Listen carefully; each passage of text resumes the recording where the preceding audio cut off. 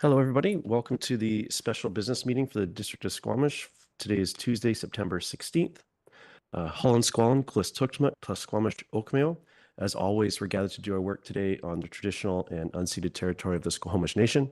I just wanted to mention myself and some of my council colleagues, and I see some staff colleagues as well with the orange shirts. This is our last time that we meet as a council prior to Truth and Reconciliation Day. So we thought it was appropriate to mark the occasion. So thank you for everybody that participated. We have an amended agenda before us. So could I have someone move adoption of the amended agenda? Moved by Councillor French, seconded by Councillor Pettingill. All in favor? Any opposed? Motion carries. Thank you very much. Please be advised that this council meeting is being live streamed, recorded, and will be available to the public to view on the District of Squamish website following the meeting. If you have concerns, please notify the corporate officer present at the meeting. And today that's Sarah Morris, Deputy Corporate Officer. We'll move on to item 3.1, which is the strategic plan update. I will turn the floor over to Ms. Glende to take us through the presentation.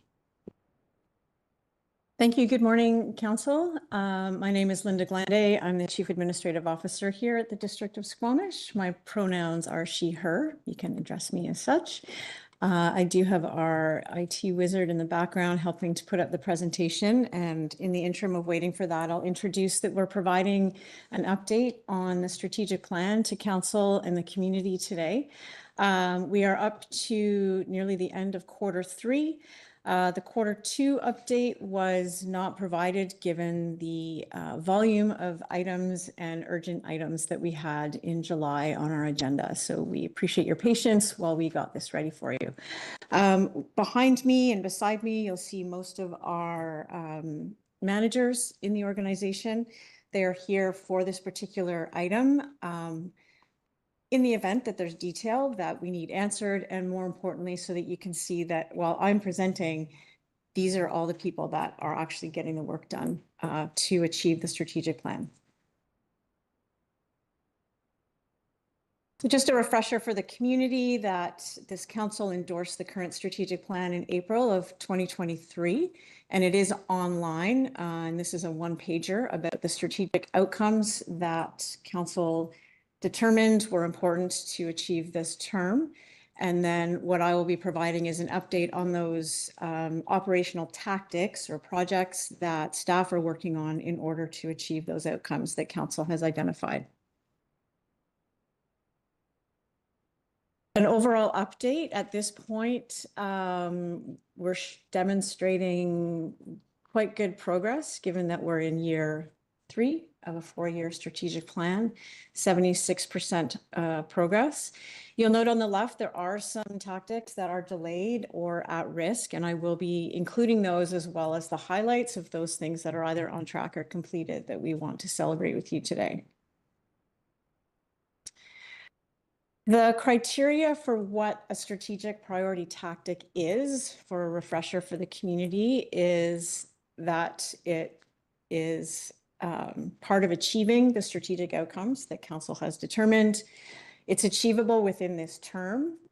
It aligns with what we understand the community wants, as well as what we know the community needs, particularly when it comes to infrastructure and planning for the future. We rely on our staff experts to balance those infrastructure needs against what the community would like to see.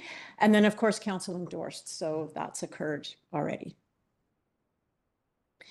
So the first strategic outcome is resilient people and relationships. And as council remembers, and hopefully the community from the coverage in the media, the Memorandum of Understanding with the Squamish Nation was signed on July 22nd at a ceremony that occurred at the ocean front following a canoe voyage with Squamish Nation Council.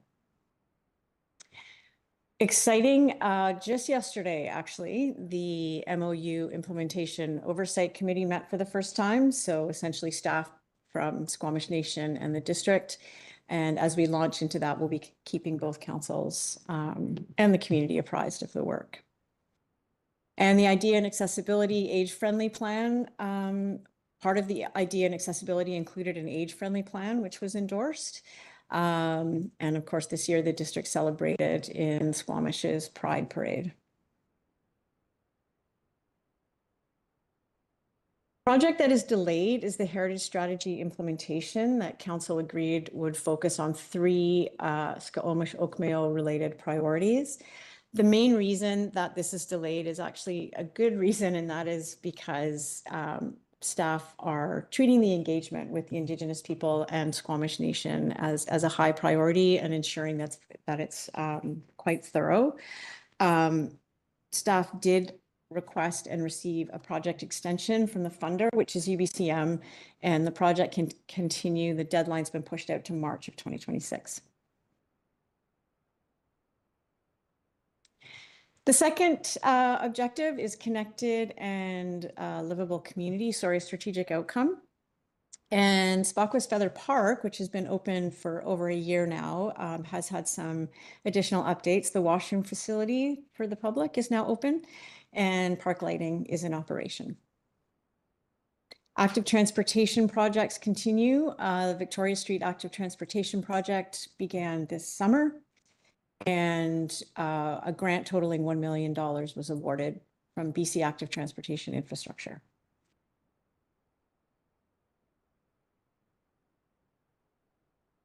Initiatives or tactics that are delayed, the community amenity contribution policy update and the implementation of the amenity cost charge bylaw.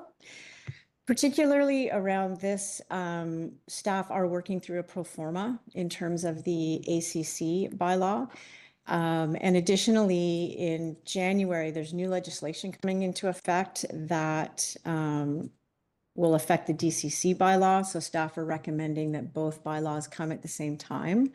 And then in terms of CACs, the community amenity contribution, the legal context is shifting. There's a case in Langley that is shifting that landscape. October 21st, 2025, staff will be bringing these bylaws back to council for consideration with the updates. The Squamish Housing Action Plan is something that I think I skipped a slide. Did I? Oh no, I know what happened. Sorry, never mind. You know, like the slides are in different order and I'm not following. We are celebrating that many of the action items in the Squamish Housing Action Plan are being completed by staff. What's delayed is actually delivering on the housing, and that is having to do with external factors. So building starts and new housing supply are tracking lower than average right now. So that's why we indicate that this is delayed, because the district is not meeting the housing targets themselves, even though the action plan is well underway. The Adventure Center Revitalization Phase 2 completion is at risk. And the main reason is that there was accessibility added to the final design. And so that delayed those designs being provided.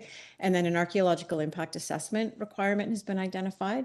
So staff have put a request into the Ministry of Tourism, Arts, Culture and Sports to extend the grant deadline, because the deadline is this month, September 30th, 2025. So that's why in the report, this one is indicated as being at risk.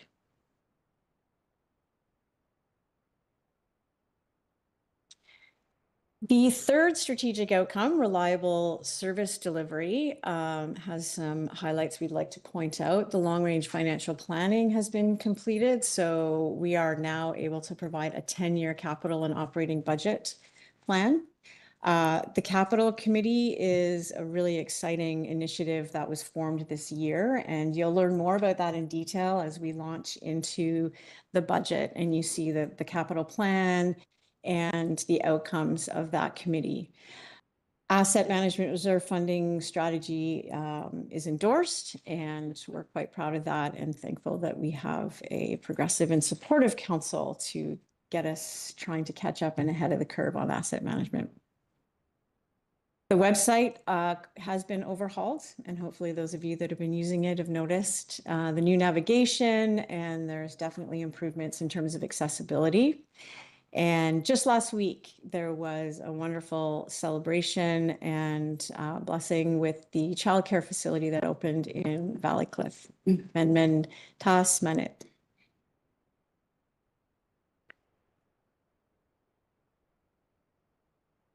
So in terms of those tactics that are delayed, the airport strategic plan implementation is delayed. Staff continue to engage with Squamish Nation on this element of implementation, which similar to the heritage strategy is something that staff are treating with the utmost importance and engaging in a very thorough way. In addition, the work on the MOU in terms of our capacity did take precedent. So as we got the MOU to the finish line in July, some of this work with Squamish Nation was delayed, but we are back at the table talking about the airport. The wastewater treatment plant upgrades are 90% complete. It just indicates delayed because we won't meet the original deadline. There were some unknown underground utilities that needed to be dealt with, but otherwise that will soon be completed. The final strategic outcome in the strategic plan is prepared for the future. And the final community climate action plan update and implementation is complete. Well, the update is complete. The implementation is underway. In economic development, the circular economy initiative is complete and underway in terms of working with the community on that. And some infrastructure projects, particularly the Squamish River Dike, Jimmy Slough is underway. The Hunaic Park Sea Dike as well. You'll see the crane on the site, and that one was delayed for a number of years based on other government agency permitting, but now is, while delayed on the original deadline, well underway. And then, of course, our development land use planning model.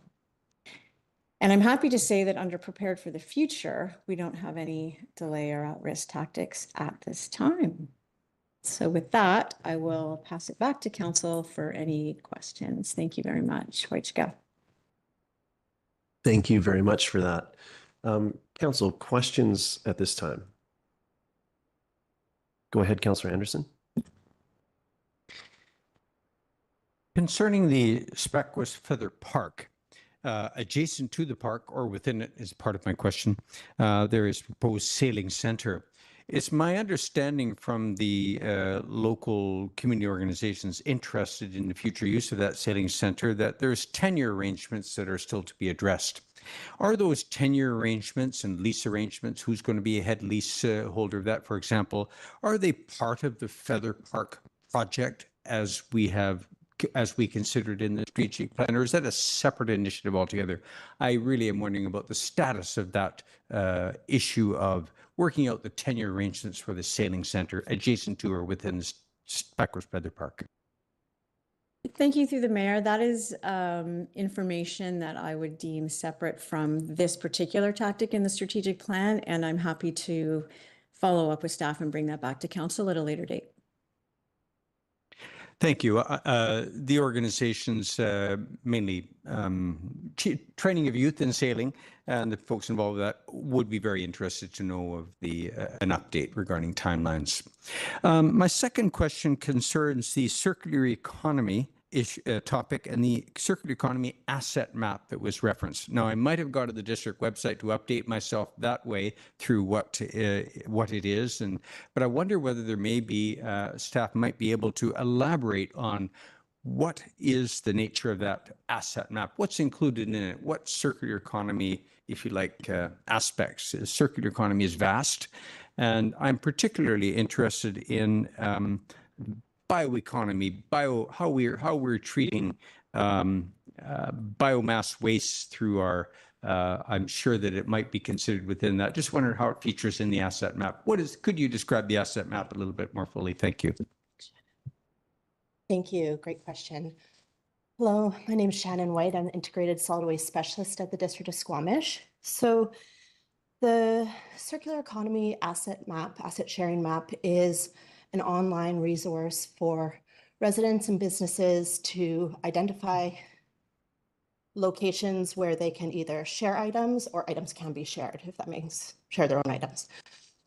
It isn't currently linked on the district's website, so it's been a soft launch shared with some of our partners to kind of really get feedback. It is located on Google Maps, so there's been a few technical challenges that we just really want to work through with some of the more users before it's linked to our website. Currently, with regards to biomass, there is, so I'm just trying to recall what's on it exactly, but there is no biomass sharing that I'm aware of, but it's something we can look into and get back to council on. Thank you. Our Fire Smart program is part of that picture, and I know that they're exploring different options to alleviate some of the burdens that program is experiencing in dealing with biomass waste.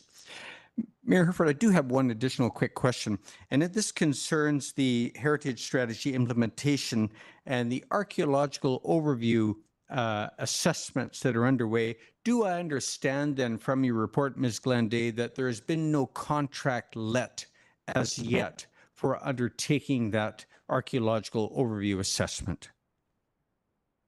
Through the mayor, can I ask clarification? We talked about the archaeological assessment related to the Adventure Center, but Councillor Anderson mentioned the heritage strategy. So can we get some clarity, please? I'll do my best. I have the section of the Heritage Management Strategy report that was endorsed by Council. I guess it was last year or not too long back. Action 2.6 is conduct an archaeological overview assessment for the District of Squamish. So there's an overriding project that is not limited specifically to the Adventure Center. So there may be two projects, but I understand that, or would assume that there might be a larger project with a larger scope as regards a district-wide archaeological overview assessment work. Thank you. Thank you, through the mayor. I appreciate the clarification. Just noting in case the chair hasn't seen that Ms. McJanet is online. Hello, thank you for joining us. Go ahead. I'm sorry, I'm not there. I'm under the weather today. To Councillor Anderson's question and to all of council, with the AOA, the district-wide archaeological overview assessment project, that is well underway. We retained a consultant late last year in 2024.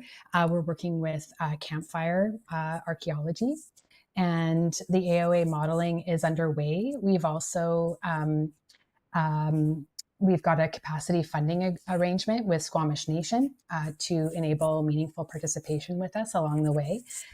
We did secure a project extension from the funder, UBCM, in late May of this year. So that allows our project activities to continue until March of next year. And essentially, it's taking us a little bit more time to do a fulsome integration of cultural information from First Nations. So, which we anticipated would be the case, but it is well underway, and we have we're expecting to get an update this fall with the archaeological team and look at some preliminary modeling with Squamish Nation. So we're looking forward to that. Thank you. Thank you, Ms. Janet. Thank you, Chair. Thank you. Other questions? Is that your hand? Councillor Stoner, go ahead. Yeah, thank you. Through the chair, a few questions on specific tactics. Appreciate the updates that have been made to the website to date, and I see that this project is on track, so there's potentially some more work that's still expected. I'm just curious if we are expected to see any improvements in the search function and functionality of the website.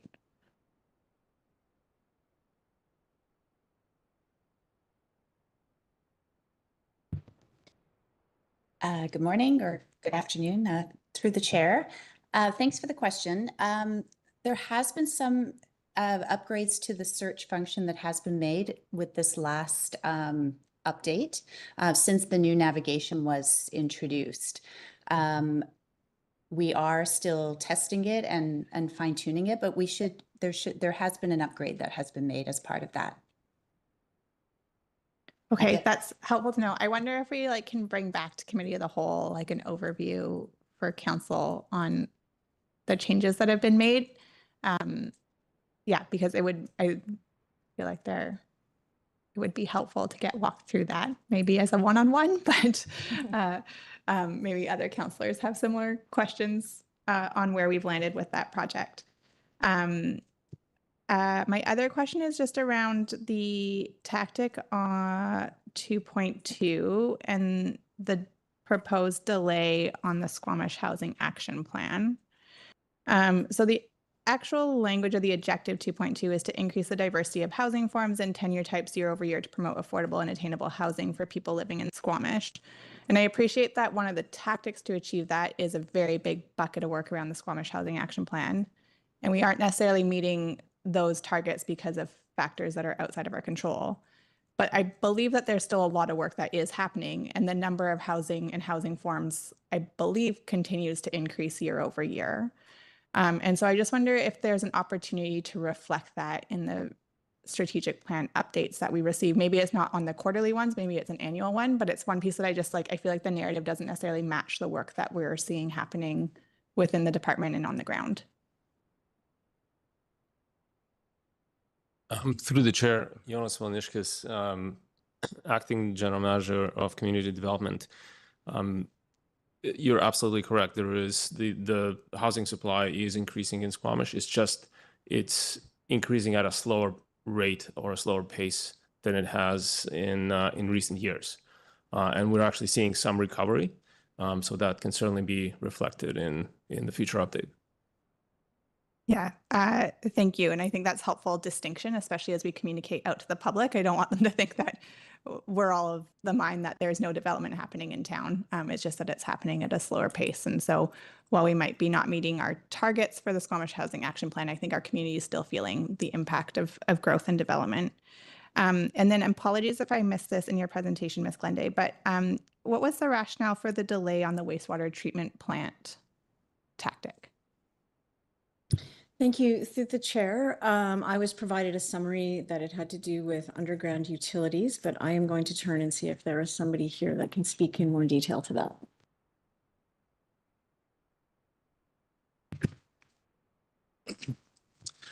Good morning, Jesse Morwood, Manager of Capital Projects. The majority of the project is on schedule, so I believe our clarifier is operational. Our septic receiving station, I believe, is operational. There is some utilities, as Ms. Glende said, that we found underground. This is slowing the last phase, which has to do with the secondary system that processes our sewage. We've also added a little bit of scope to the project. So we've added what it's called is a rotary drum thickener. And so the entire project is kind of extended, although the original scope of the project is still more or less on schedule. Okay, that's really helpful because I believe we were on site in May and it was like the expectation was to potentially be cutting ribbons within the month. So I just wanted to clarify. That's helpful context. Thank you.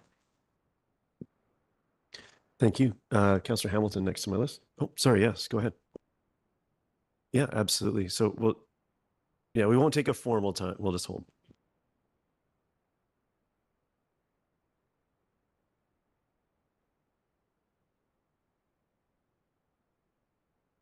Thank you. Yeah, and for the broader community, the wastewater treatment plant is functional and is working, and we do have redundancies in place for many of the services. So it just for the broader community, it is functional right now. Thank you. Thank you for that clarity. That was an important pause, I think. Councillor Hamilton. Thanks very much. Through the chair, great to hear that the Capital Committee has been formed and is making progress. I look forward to seeing the outcome of that, or the work on that. Question just about the timescale to set my own expectations. Can we expect progress on that or output from the Capital Committee in time for this year's budget cycle, or is this for should we be thinking for future years? Thank you for the question. Heather Boxer, General Manager of Financial IT and Procurement Services. Thank you for the question. Yeah, absolutely. We struck, and I will speak a little bit more to it in the next presentation, but we did strike the committee early in 2025, and substantial amount of work has already been completed for the 2026 to 2035 financial plan. Thanks very much. Look forward to seeing that. My second question is on tactic 1.4.5, the partnership policy. Great to see that we have the partnership, the community partnership policy completed and in place. Have we been seeing many applicants for that or much engagement through that policy? And do we have, what's next on that? If the policy is complete, do we have future steps to have the community engage more on it if needed? Good morning, Jay Deo, Director of Recreation and Culture. Thanks for the question through the chair. At this point, the policy has been endorsed by council. We have been assessing capacity to implement the policy, and we've made a budget request to support the implementation of the policy as additional staff is required. In terms of intakes, we have more interest from internal stakeholders, just educating our staff around the policy and what that looks like. There has been community interest in proposals, but we have not opened up a formal intake process for proposals. Once we have additional capacity, the initial plan was always to look at proposals from the community at a future date. So right now it's just educating the community on this policy is here. We're just waiting for increased capacity to support the implementation of it. Thanks very much. And my third and last question is on tactic 3.1.5, which is the develop and implement property tax policy. I just wanted to be sure I understood what that was. Is that the changing from fixed ratio mill rates into cumulative, and I've forgotten the word for it, the keeping the categories and classes the same in mill rates? Thank you for the question. That's correct. So in 2025, we moved from the fixed ratio to the revenue distribution methodology. And then we are continuing that into policy by the end of the 2025 fiscal. Okay, great. Thank you. Councilor Pettingill. Yeah, thanks. Just two things. I just want to clarify. I understand the, so delayed means we're still expecting it to happen during our term, but maybe not on the original schedule. At risk, does that mean it may not happen at all or just not in our term? Thank you, through the mayor, through the chair. Those are both correct. Well, the first one, yes, it's delayed, but we anticipate delayed beyond the initial deadline, but we anticipate completing during this term. At risk means the project may not happen at all. So particularly around the Adventure Center, if the grant can't be extended, we will be in a tough situation to complete. We will update council as soon as we know whether or not we can extend that grant. Okay, thank you. And then just, I hope it's an appropriate time to ask this as we're kicking off the budget. A lot of good information here and in our annual report and so on. But for example, going through some of the discussion around the rink, it's clear to me that there are certain pieces of information, while all the bits are out there, having it in one place that people can understand it is a bit more, it's not there in that form. So wondering what is our capacity or what's the best place if we say, hey, we would like a one-pager on the real estate facilities master plan and our major capital spends over the last 4 years, for example. Is there sort of room to, as we go through this process and identify things questions we keep hearing over and over again to support the budget process, like in our comms team, do we have that capacity, or is there a way we could, I don't know, find a way to put this information out in Through the chair, I appreciate the question. Absolutely. Currently, staff have been doing an excellent job. Budget book has been launched. It is on the website, and that is an ideal place for the community and council members to look into the budget, and it does break down into projects as an example. If council is looking for different communication collateral, like one pagers, et cetera, that would be something we'd have to look at in terms of our capacity to do so during the budget process.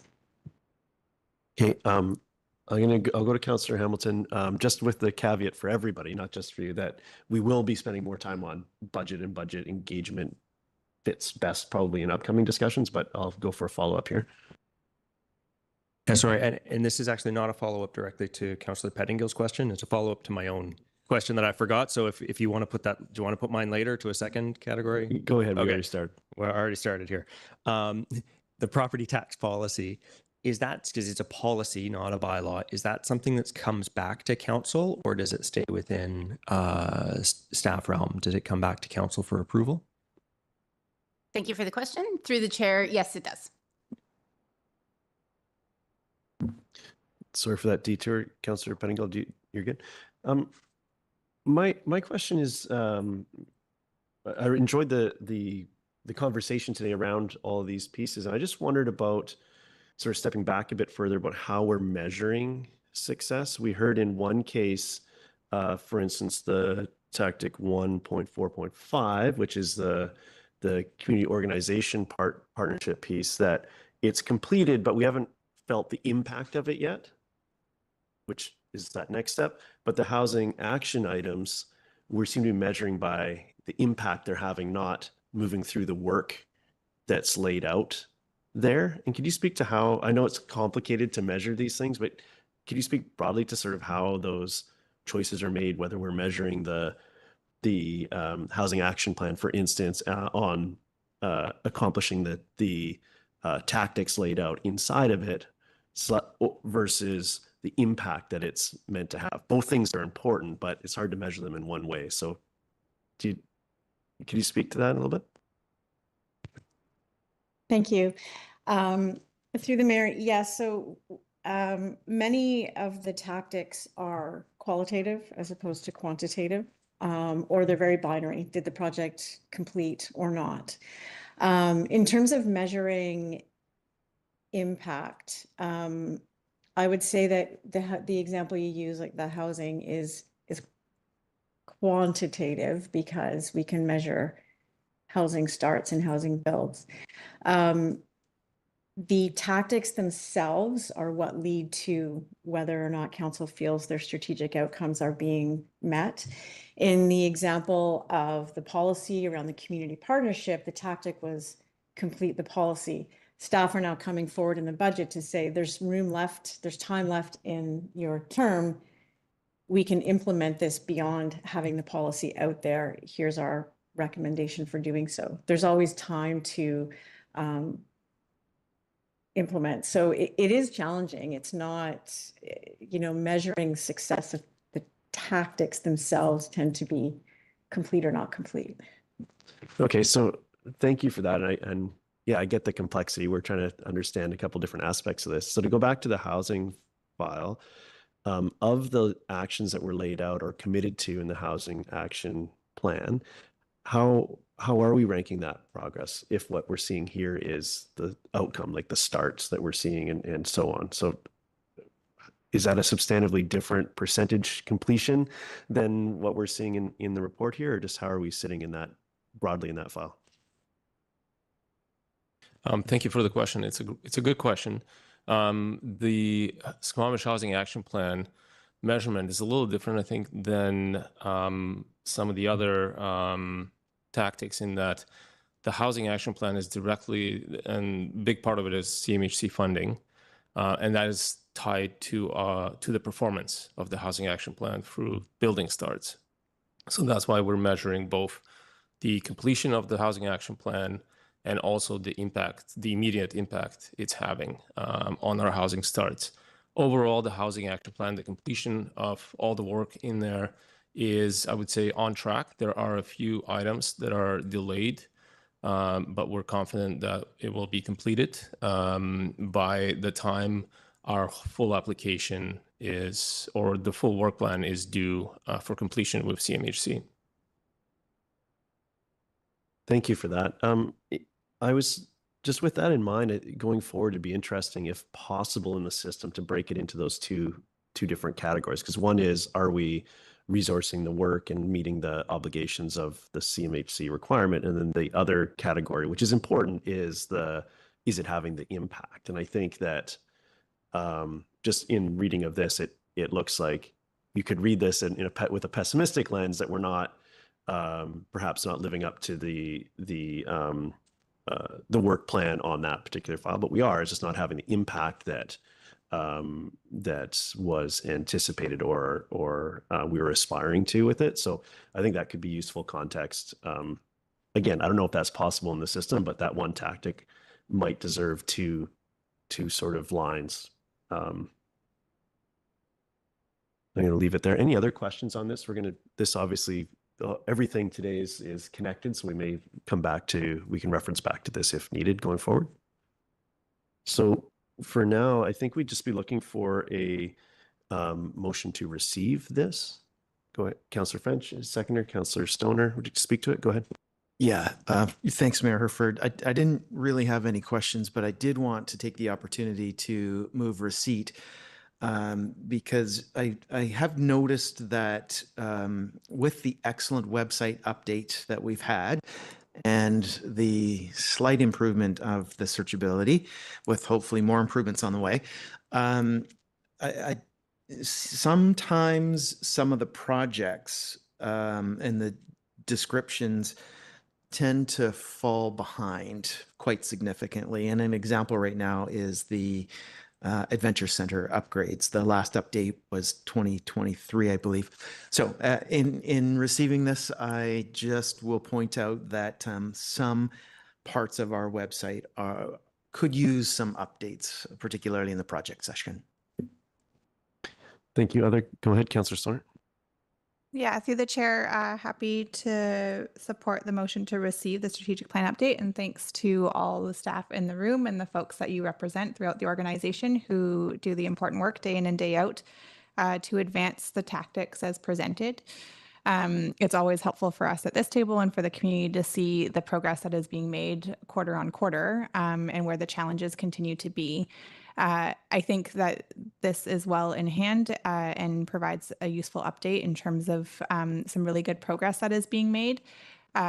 One thing that we have talked about in the past with strategic plan updates, and I don't think that this needs to happen every quarter, but in reflection a little bit to Mayor Herford's comments, perhaps on the annual, really focusing in on what the outcomes are of the objectives as they're laid out. So less of a tactic update, but more of an outcomes measurement update on we put in a lot of intention in trying to make our objectives measurable. And so many of them are quantitative, definitely not all of them, but it would be really helpful on an annual basis to get kind of that feedback of like, where are our housing starts? What is the diversity of our housing forms? And I know that we have that information. It just might take a little bit of time to dig it out. But we've done a lot of work on our GIS systems and our data systems in order to be able, I think, to surface that. So it'd be really great to be able to bring that to council and community over time. Thanks. Thank you. Any other comments on this? Councillor Pettingill, go ahead. Yeah, thanks. I do appreciate this summary and understanding. I'm pleased to see how well aligned we are with what we put forward in our strategic plan. And I do think, we're sort of maybe in different ways talking about there's just so many things we're doing and so much information, and everyone has a different way of understanding and wanting to access info. And so finding that way to communicate it to every person and all the sort of diverse needs they have of understanding it is sort of, I think, that the challenge for me that's coming up in this conversation a little bit. And so it's probably a never ending battle, but I do appreciate the sort of strategic plan view that we've had here today. Thank you. Thank you. Just a few comments of my own.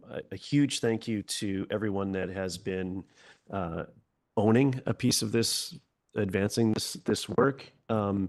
And I really want to highlight the progress we've had on reporting of this. The way that this is laid out and the way that we're tracking the progress on these tactics, I think has taken big steps forward in in my time viewing these these things. So a huge thank you to everyone involved in making that happen. And there's so many of these pieces that do deserve some more attention and picking apart and understanding the pieces of. And I know that we'll touch on some of that as we enter into our budget process and the work continues. So thank you very much for that. I'll call the question. All in favor? Any? Motion carries unanimously. Thank you. Maybe we'll take a quick 5-minute recess just to reset the room before the next subject. So we'll be back at, we're going to call it 4 minutes. We'll be back at 12:15. Thank you.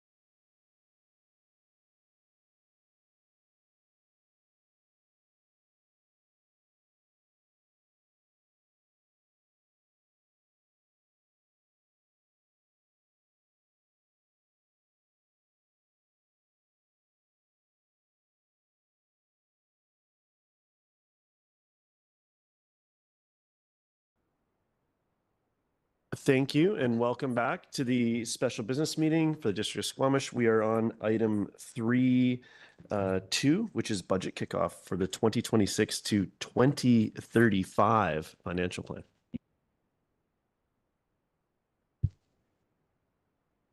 Good afternoon, Mayor and Council. My name is Heather Boxrud, CFO and General Manager of Financial, IT, and Procurement Services. My pronouns are she, her, and I can be addressed accordingly. I am joined here today by Laura Turner, Director of Financial Planning and Reporting. Today, we're in front of you for the district's 2026 to 2035 budget kickoff. Seems strange to say 10 years. The first of a series of financial planning workshops throughout September and October. So today's presentation will cover the following key topics. First, a review of the district's financial planning guiding principles.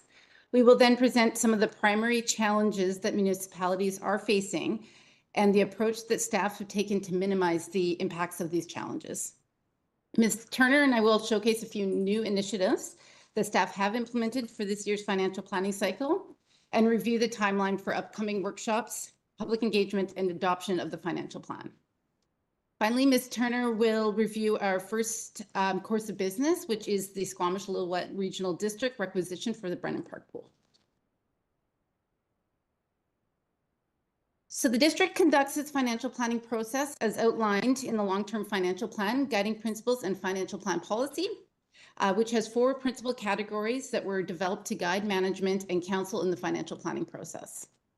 So they are stable and sufficient, which is a priority to keep taxation and utility rates stable that do not fluctuate greatly from year to year, and balance this with increasing service requirements, reserve planning, and infrastructure and facility investment.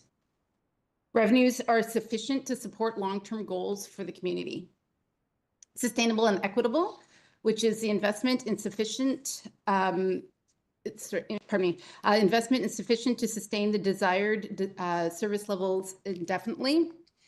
That everyone pays an equitable amount for the services they receive, and that the cost recover model is equitable.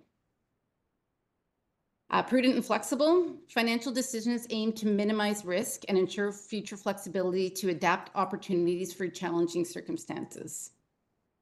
Efficient and measurable, services are provided in an efficient manner, and successes are measured using indicators and benchmarks. So just a reminder to council and the community of the difference between strategic planning and financial planning. The strategic plan identifies the highest priorities of council and the outcomes that the district aims to achieve during council's 4-year term. The strategic plan provides the organization's staff with the direction to ensure council priority outcomes are achieved for the benefit of the community. The strategic plan, in conjunction with operations, is needed to provide municipal services and informs the work of the district. The financial plan is a budget approved by council that provides the funding for the strategic plan initiatives and ongoing operations and services provided by the district. Financial planning is the task of determining how the district will afford to achieve the strategic plan and municipal services provisions. Best practice is that it should not contain initiatives that have not been considered previously in operations, work plans, and strategic plan processes.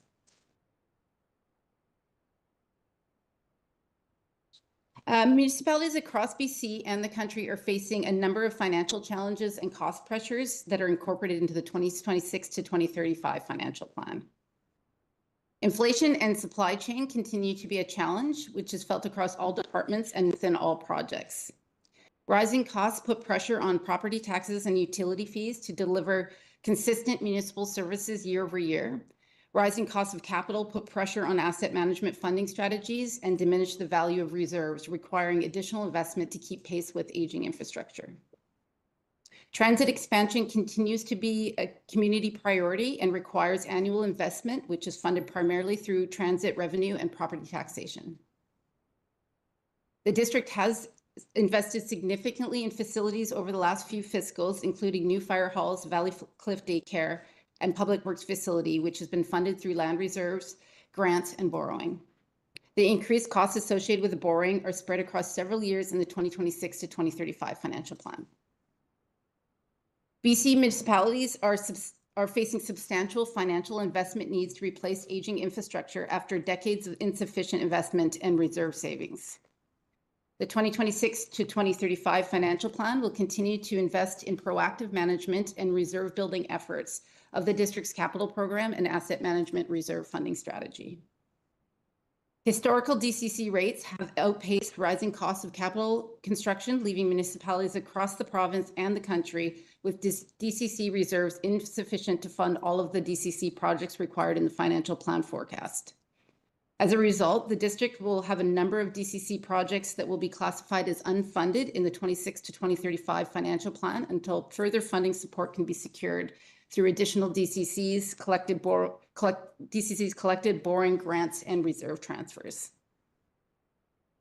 In 2024, Council endorsed zoning for the Chikai River development and construction of the Chikai Barrier, which was led by the Squamish Sea to Sky Development, SSSD, a partnership between Squamish Nation and Matthews West. Based on provincial policy, once final acceptance has been granted on the barrier construction, the barrier ownership will transfer to the district. Final acceptance of the barrier construction is anticipated in early to mid 2026, and the district will begin to incur costs associated with the operations and maintenance of the barrier. In addition, the district was able to secure provincial indemnification to commence at the final acceptance of the construction for post-event restoration and remanagement costs. The indemnification agreement requires the district to set aside funds in a reserve that will contribute to those costs. The land development agreement provides the district with the ability to establish a local area service tax to contribute to funding those costs. A report to council will be accompanying the financial planning workshop on October 7th for council's consideration on establishing the local area service tax proportion of those costs. Climate change requires investment to respond to increased frequency of extreme events such as fire, heat waves, and flooding, while also requiring investment in climate adaptation and mitigation initiatives. Municipalities in BC struggle with increased service delivery pressures from provincial and federal governments downloading responsibilities, including affordable housing, mental health, and homelessness. Costs of labor contracts have risen significantly over the years. The district is currently in negotiations with the Canadian Union of Public Employees to ratify the 2025 and 2026 union agreement. RCMP contract costs continue to rise, and population growth requires further investment in fire services.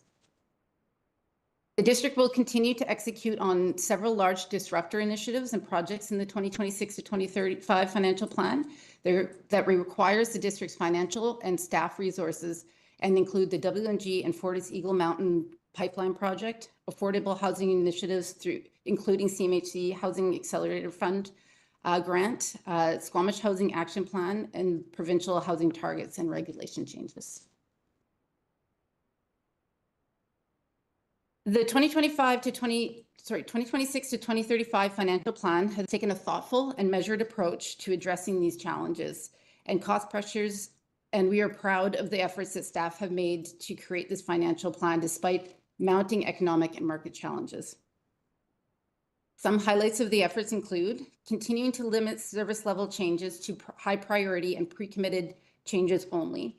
This is after several years of minimal investment due to focus on labor contract negotiations, cost increases, and pandemic and post-pandemic limitations. Staff continue to review operating costs and reduce or reallocate where savings have been identified in an effort to absorb cost increases wherever possible. Staff continue to apply rigor to the project prioritization with scheduling projects within the financial plan, focusing on life safety, risk, legislated pre-committed projects, and strategic plan projects as the priority, and aligning with staff capacity. Staff maximize funding opportunities, leveraging external funding sources and utilizing provisions to smooth costs over year to year.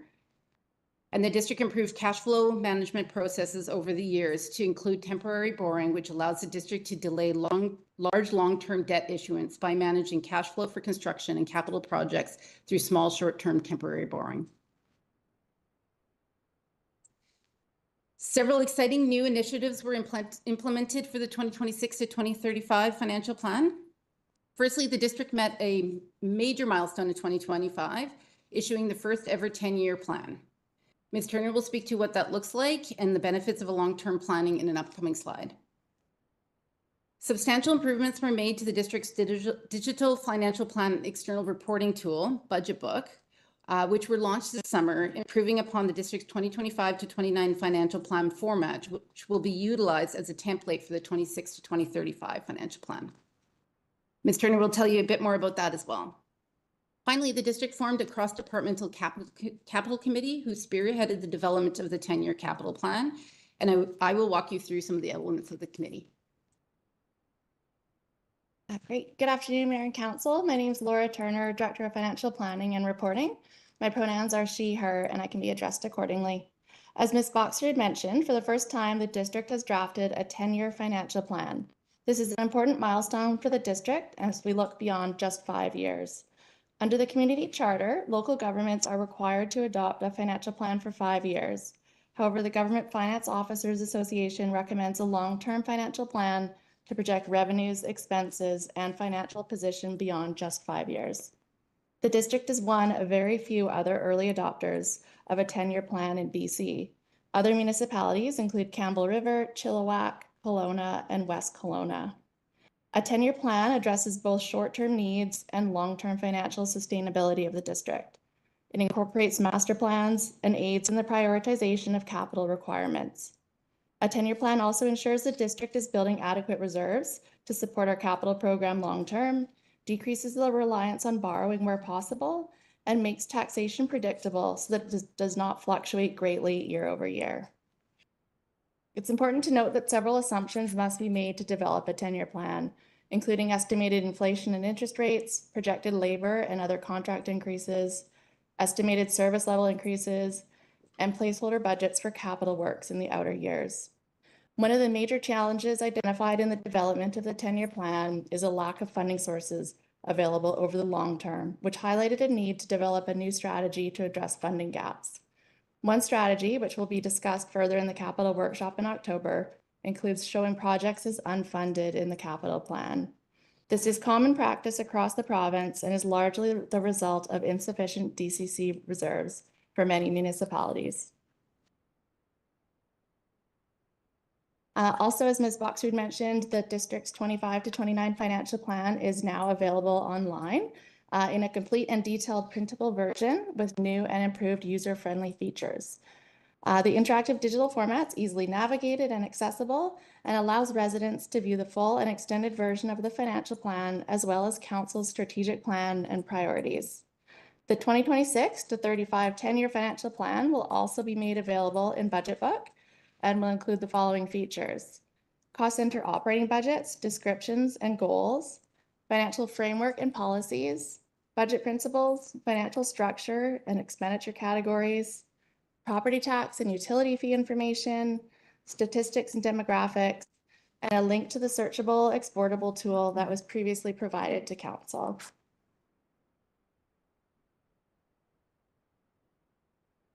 In early 2025, a cross-departmental capital committee was formed to manage and be responsible for the district's overall capital program, capital financial planning, and capital risk management.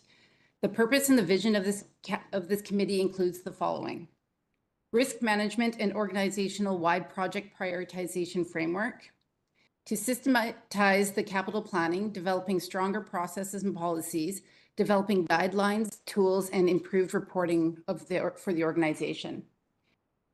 To create a holistic capital program, which is less divisionally segregated and ensuring every division is moving all in the same direction. Raising sufficient reserves to fund the capital plan. This is a critical benefit of long-term planning. Seeing future needs and raising the appropriate funds proactively and systematically through the asset management reserve funding strategy allows the district to reduce tax and utility rate fluctuations to fund capital infrastructure. Strategic long-term decision-making and ensuring that the capital plan supports the strategic plan. Focusing limited resources and leveraging efficiencies. Reduce the perception of zero-sum game. So communicating the organization capital needs and prioritization method that is widely accepted across the organization, reducing any belief in order for a project to go forward from one division, it means another one will lose.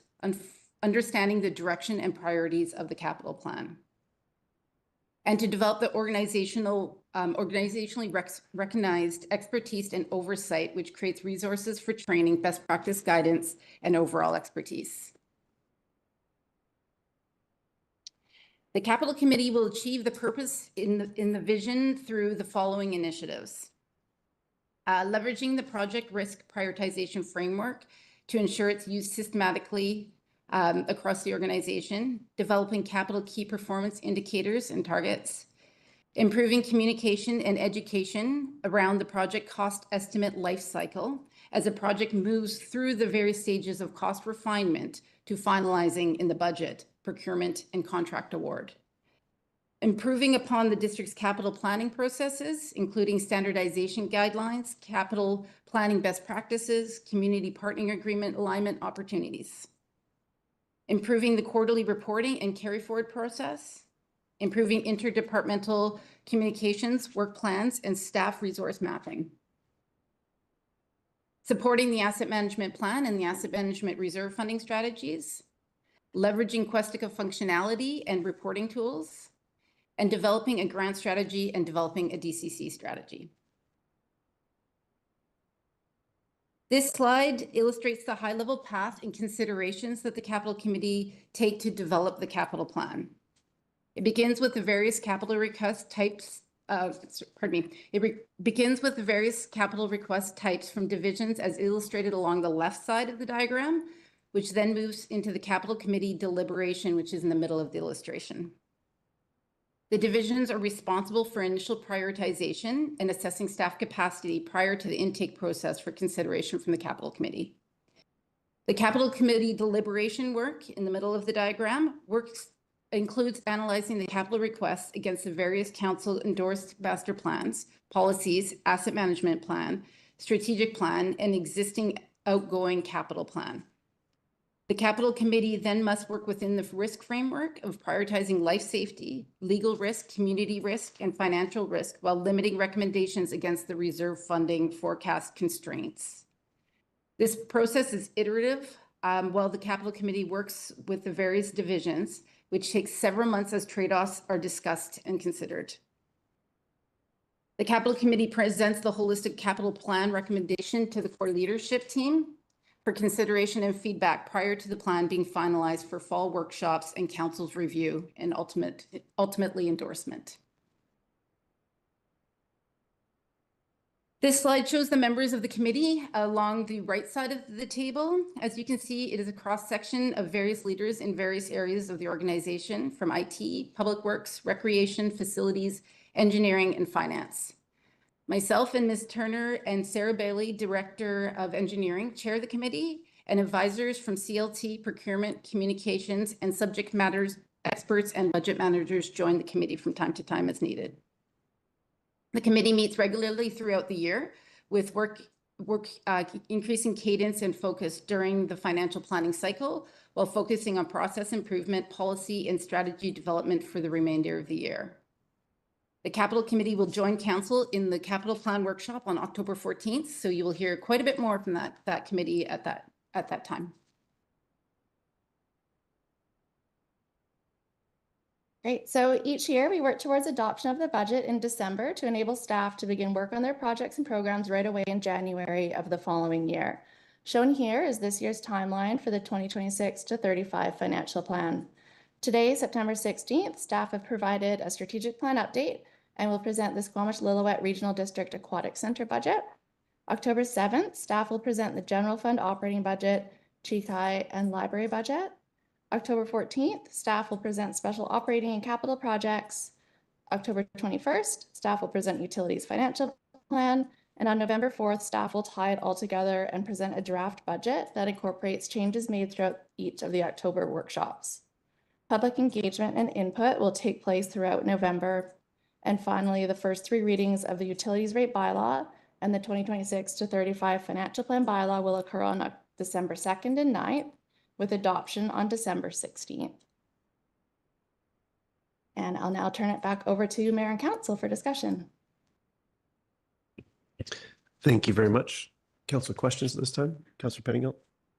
Yeah, just trying to think about how I can ask this constructively, because it seems that there's maybe a philosophical decision to be made that I don't know we've had an explicit discussion about.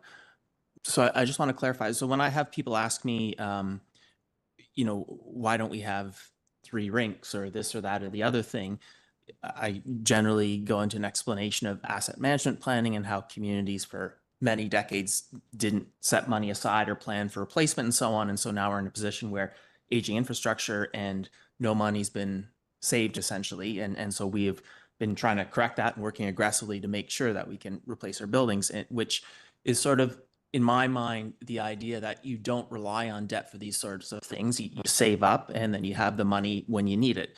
But at times, in more last term, I would say there's been this idea that actually, as much as possible, you should use long-term debt for these sorts of things, because then when you build a new piece of infrastructure, it's the people who are actually benefiting from it, who are here, who are paying for it from the debt.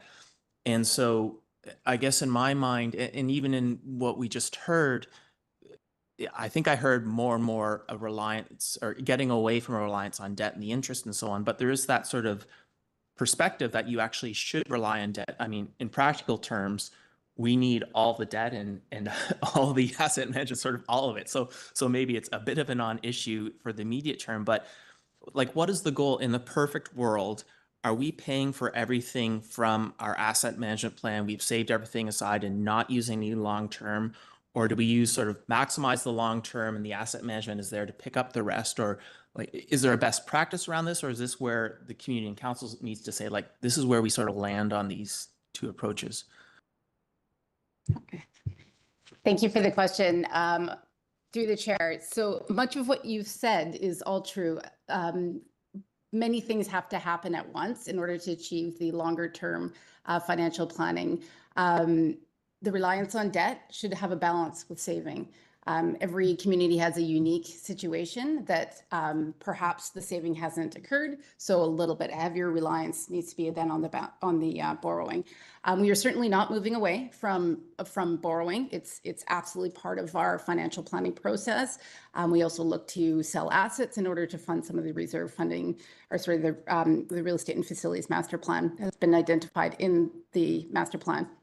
I think it is important to understand that there's a balance there, and we will continue to work. Then that is absolutely a deliberation amongst council as we go through this. I think I've addressed most of what your question is. In terms of, I should say, in terms of best practice, again, it's very unique to the situation of that individual community and how they're going to manage their unique needs as well. Oh, pardon me, just one more point I wanted to make is that it's important to be clear that asset management is typically replacement of assets. And so you are always looking at funding your replacement of assets and trying to continue to save for that. So there is an equitable balance. When you're looking at new facilities or new assets, that's when you have to start looking at, okay, well, have you made that those efforts over these years to save? And if not, you rely on borrowing, you rely on your sale of assets if you have them. So just for clarity then, at this point, we're not sort of striving for, we don't have a goal of like, in 20 years, we will never use long-term debt. Our sort of goal is some balance. And if council wants to put a more sort of explicit statement about what that balance should be, we can do that. Otherwise, staff are doing their best to kind of balance these things and get to a better balance in the long term. I would agree with that statement, yes. Thank you. Councillor Hamilton. Thanks very much. And thanks very much for the searchable tool. Again. My question is about DCCs and the process, sort of how we got to the place where we can make the statement of insufficient DCC reserves when we've gone through quite a growth period within Squamish. It's my understanding that there's significant legislative constraints on what we can do how much we can charge for DCCs based on our plans for those development projects. And it's also my understanding that we are like at the limit. We charge as much as we're legislatively allowed to charge within the constraints of the projects that we've budgeted. Do I understand that correctly, or is there some flexibility here that I'm not understanding?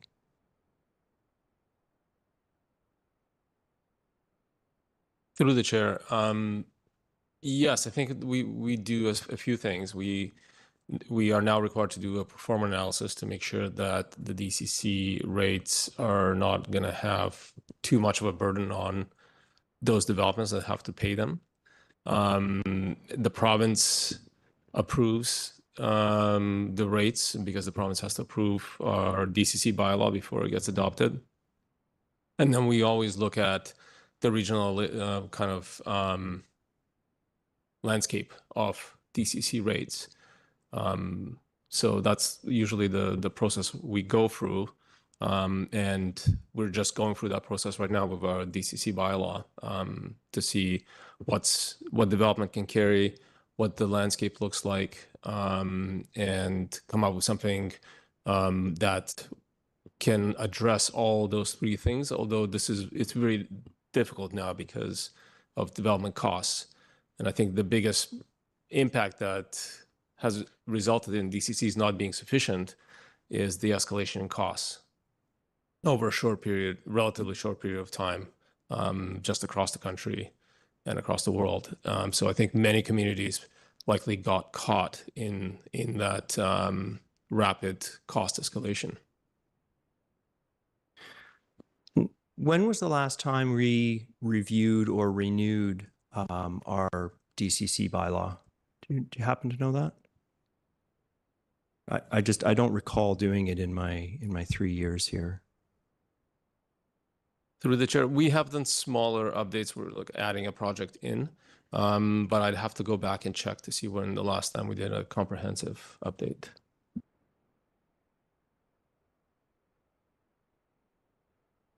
Okay, so when we move forward with the DCCs, it seems to me like one of the challenges we've faced is that the budgets that we've set for these projects were low because inflation or change in prices and that sort of. We seem to have not been able to keep up with the changing price on a regular basis. Do we have a plan, or is there a mechanism where we can update these project lists, update the costs so that we're actually collecting the cost of the projects in real time as opposed to collecting the costs of the projects as estimated 5 years ago? Is there a process for this in play? Thank you for the question. We will be getting into this quite a bit more in our capital planning workshop when we have the subject matter experts involved. I think what is probably the most critical piece is that not so much that we'll ever, through the cost estimate refinement process, have the projects in the DCC bylaw always at the price it ends up in the budget. I think what's most critical is that the frequency in which and speed in which we update our bylaw. That will be a critical piece. The other element that is new in the work that we're working with the consultants is we're having them to give us a DCC projection, a revenue projection, so we have a better understanding of the collection rates. That allows us then to look forward to say how much, and this will be part of the DCC strategy, how much revenue is actually available in the long term. Again, we'll get into that a bit more in the capital workshop, but that's just a little taster of where we're going with the capital committee. Budget versus bottom. Yeah, go ahead, and then I have hands on this topic. So, and a question on the DCC bylaw versus the budget. When we have a capital project, that capital project sits, the number, the amount, the cost estimate for that sits in the budget. does it also sit in the DCC bylaw? And do we have to update both of those things at the same time? Or when we update the budget, is there a mechanism that the DCC bylaw self-updates?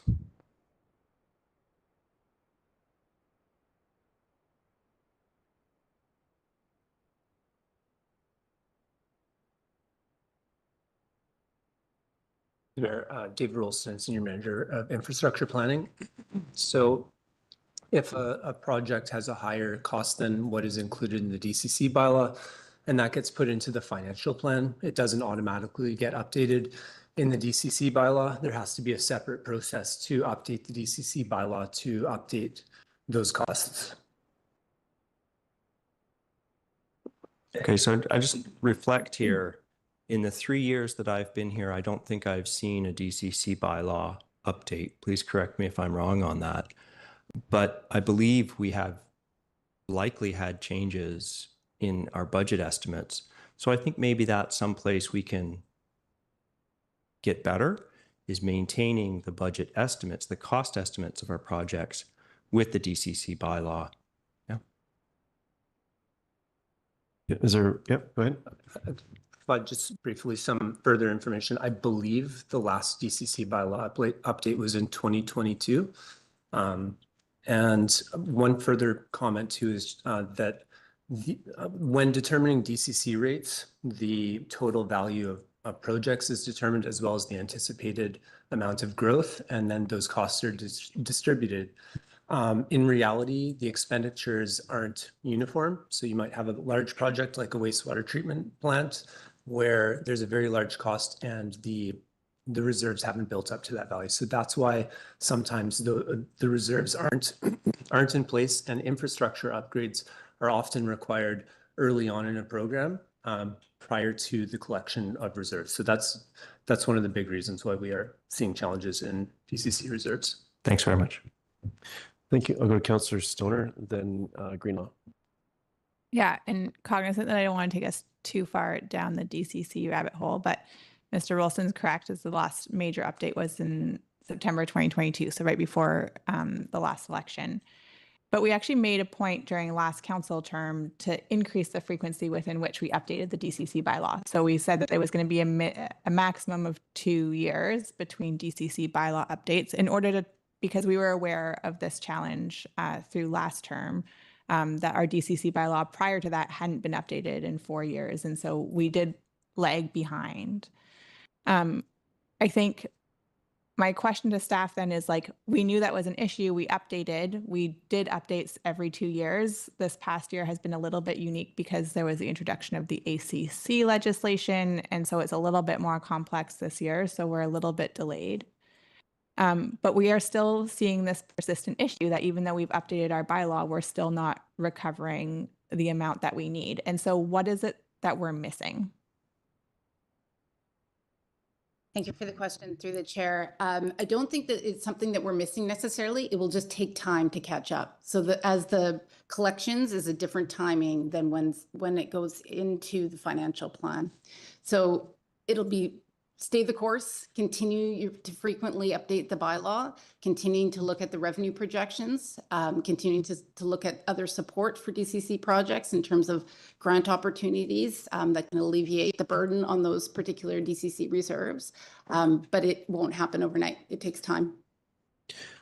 Thank you. I'll go to Councillor Greenlaw, and just broadly to Council, this is that high-level introduction to what the budget process will be. So we'll be able to get further into these topics going forward, but just keep that in mind, and we'll have some more folks and specific reports to support these discussions. But we'll keep going with some questions here, but just keep that in mind as we do that work. Go ahead, Councillor Greenlaw, and then Penningo.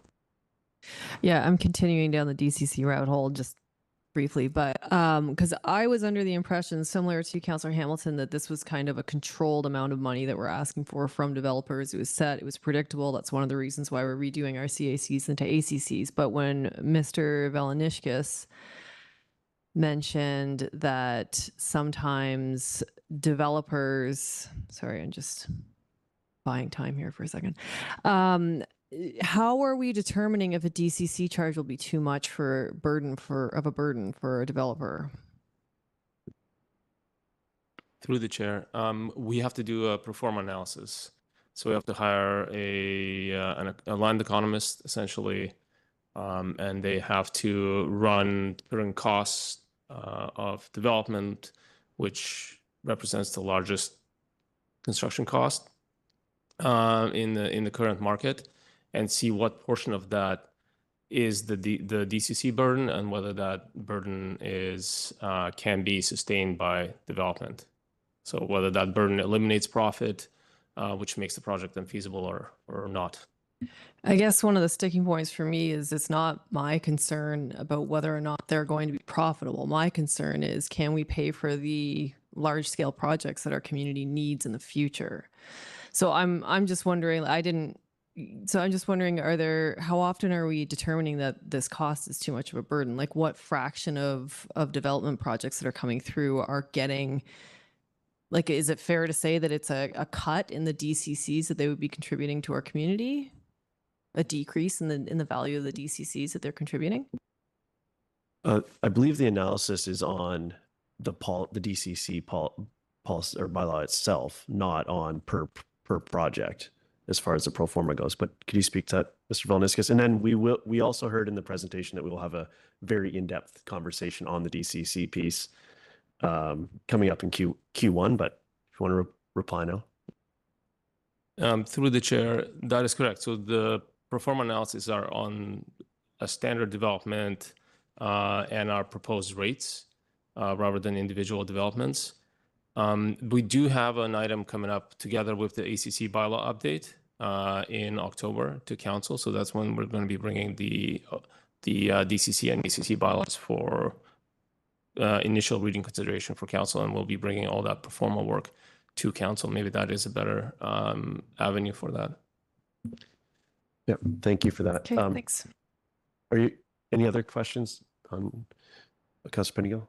Yeah, thanks. I just wanted to flag, and actually I was thinking it wasn't coming to Q1. It's helpful it's coming in October, but there may be a political or council discussion, I think, on the pro forma piece. To my mind, where the real escalation has happened is in land value.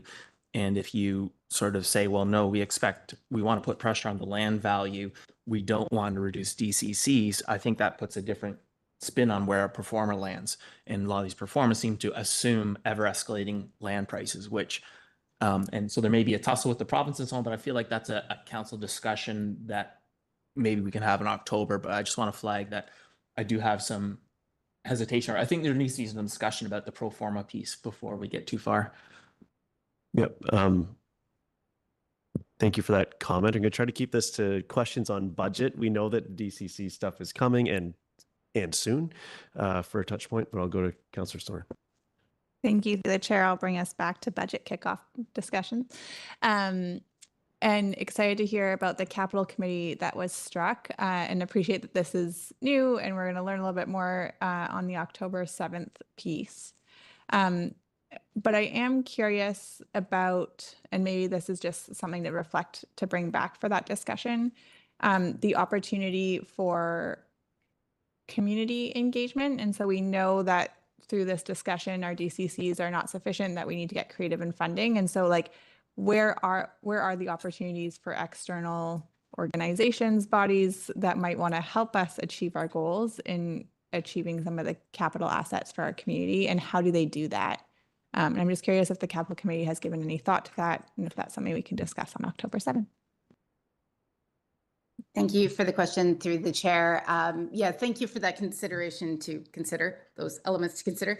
Yeah, we will absolutely bring that back. It's the capital committee will be in front of council on October 14th. And then there's a touch point as well for our communications team to discuss the communications of the financial plan as well. And then also, I think this is just a flag for communications. If I go to squamish.ca right now or Let's Talk Squamish, there is no insight or link to budget 2026 at all. So I don't know if we are trying to direct community yet to budget engagement, but as I see it, I can't find an easy access to. Thank you for that. Councillor Pettingill. Yeah, thanks. I'm just wondering if you can speak a little more to the relationship between the capital committee and the 10-year financial plan and the real estate facilities master plan. Will the capital committee be updating the facilities master plan? Is the sort of 10-year financial plan a replacement of sorts, or can you just speak to what that relationship is? Yes, thank you through the chair. So the various policies and strategies that live within the consideration, if you recall the visual, possibly you can bring it back up, those are independently managed. However, there's many of the folks who are on the capital committee are also in working with those various policies. They're all brought individually to council and then on various time periods. So at various time periods, and they must be part of the consideration. So we have our outgoing capital plan, we have our incoming capital plan. We're working within all those frameworks that are established and endorsed by council over the various cadences in which they are updated. Okay. Any other questions at this point? I know that we're sort of scratching the surface of all the many questions we're going to have at budget as this work continues. If not, I suppose we should move receipt of the report that we've seen. And can the slides, actually the slide deck that you've had here, can that get added to the agenda online just so that it lives there in perpetuity, as we didn't have it? Perfect. So then I'll move receipt of the report, second by Councillor Anderson. Are you seconding or yeah, okay. I just look forward to the next steps, and I thank you to my colleagues for sort of highlighting areas of particular interest / concern, and we'll get into this work more fulsomely in October. And in the next conversation, I'll go to Councillor Anderson. Thank you. I thought I'd take the opportunity to highlight a couple of the comments that Ms. Boxford has made in her presentation concerning other levels of government. And I think about, in making these comments, our temporary arena closure frequently asked questions document. I think it's important for us to paint the picture clearly also for our citizens regarding some of the issues brought forward. And I'll just quote a few. BC municipalities, in plural, facing substantial financial investment needs to replace aging infrastructure. Insufficient BC reserves is an issue for many municipalities across the province and the country. Municipalities, in plural, in BC struggle with increased service delivery pressures from provincial and federal governments downloading responsibilities. I think this is not an unimportant theme for us to be emphasizing or drawing attention to in painting the picture. After all, we're not here making excuses. We're not deflecting responsibility, but we must also be recognizing that our citizens are also citizens of the province and the country and have interaction with representatives of the province and the country. And I really do applaud our financial team in drawing attention to this aspect of the picture that we all should consider. Thank you. Thank you. Councillor French, then Stoner. Thank you, Mayor Herford. This has been a great kickoff to our budget process, and I'm particularly looking forward to when we reach the point where we're starting to share with folks in the community so that they can see where we're headed and provide us with feedback as we move through the process. And I heard my colleague, Councillor Pettingill, say a little earlier that he was struggling to figure out how to constructively ask one of his questions. I opted not to ask my question because I couldn't come up with a constructive way to ask it. So it lands here.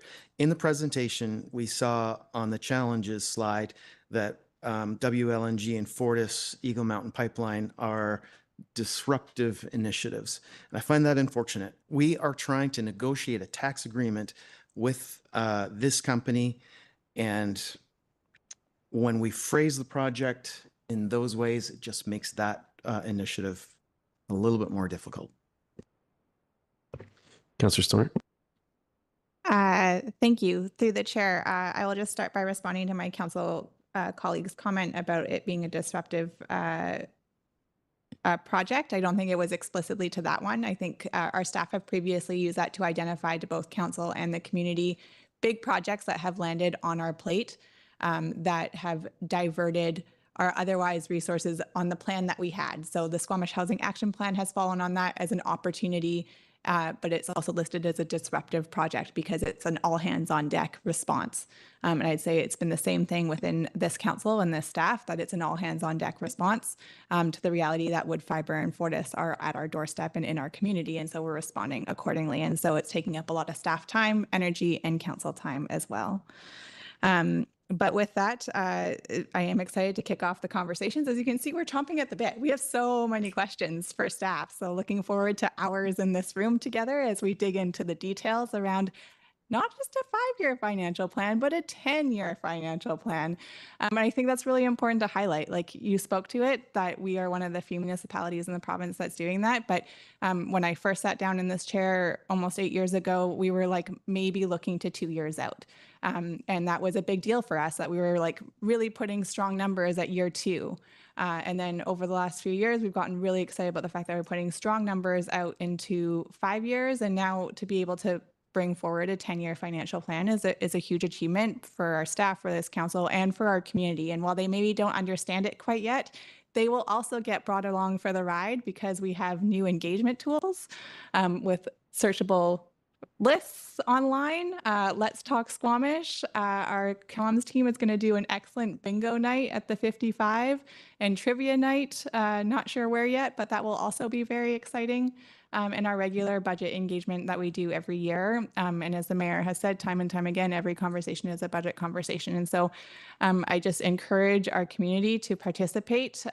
One of the silver linings of the rink being closed is that there are lots of conversations going on around how we start to plan for improvements and ongoing expansions of our rec services. And I think one thing that we, and myself as a counselor, I've reflected on something that we could have done better is continue to celebrate the successes that we've had on the investments in our capital plan over the last 5 years. So our 2 fire halls, our public works facility, and in that conversation also engage our community on the planning of the next phase, the phase that people really do want to talk about, our rec services, library services, cultural services. And so I look forward to having those conversations with community as we look over to the next 10 years and deliberate how best we can achieve those goals, both with taxation and all the other creative financing tools that we can bring to the table. Thank you for that. I've got Councillor Greenlaw, then Hamilton, then Pettingill. Thanks through the chair. First off, wanted to echo Councillor Stoner's comments about disruptions from Fortis and wood fiber. They are giant projects, and whatever tensions may exist in the relationship that were interpreted, well, I would just say relationships take 2 to tango. But also I would like to comment on Councillor Anderson's comments. So much of my conversations with members of the public are a lack of understanding of jurisdiction in governments and what has been happening over the past couple decades of this downloading of responsibilities onto municipalities, which is why we're seeing this issue across the entire country. And in fact, we even hear Councillor Anderson brought this up a little while ago about municipalities in the UK going broke, like filing for bankruptcy, because we're seeing this downloading of responsibilities. And I also want to say I'm super excited about this 10-year plan. I have mentioned this before. I am the product of 2 accountants. I started saving for my retirement when I was 23 years old, and it blew my mind when I sat down and found out that we were, breaking ground by being a 5-year financial plan, which blew my mind that was the case, that so many municipalities around BC, and I don't know about the rest of the country, don't even have 5-year financial plans, but to have that as a 10-year, I just think is a fiscal prudence that my parents would be proud of. So thank you very much for all the hard work. I really appreciate it, and I really look forward to this fiscal due diligence. Thank you. Okay, Councillor Hamilton, then Pettingill. Yeah, echo my thanks. The thanks of my council colleagues. And particularly what strikes me here is the 10-year financial plan, that engaging in this is an extremely important. It's great to hear that we're among the first communities that are engaging in the 10-year financial plan. Like Councillor Greenlaw, yes, a bit surprising, but great that municipalities are now starting to see that we need to look further ahead. And I'll foreshadow what I see as some of our potential bumps in the road. Something is a challenge we have. It's hard to project the cost of a project 3 years down the road. Projecting the cost of a project 10 years down the road is even more challenging. So I hope that we can develop some new ways to estimate our costs in the long term, estimate our projects in the long term, and keep those up to date so that we can keep moving with up-to-date information. And yeah, thank you for the searchable tool. I hope the community finds it useful for those community members who do want to dig in and search in for exactly what is this project funded for. Thanks very much. Thank you, Councillor Pettingill. Yeah, thanks. A couple things, and I wasn't planning to speak about wood fiber, but since my colleagues opened the door, I do want to pick up on something that I've heard in some recent discussions. And just to clarify that wood fiber is a business operating in the District of Squamish like any other, so they have to pay property tax based on the assessed value of the property like any other business.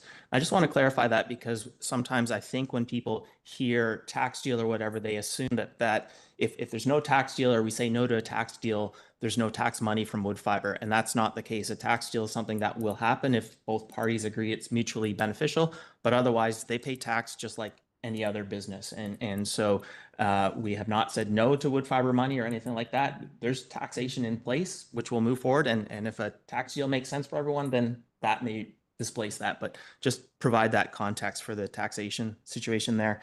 The other thing, I asked some questions about the real estate facilities master plan and so on. In some of the discussions about rinks and so on, it comes up, you guys have been collecting tax and what have you been doing with all this money and so on.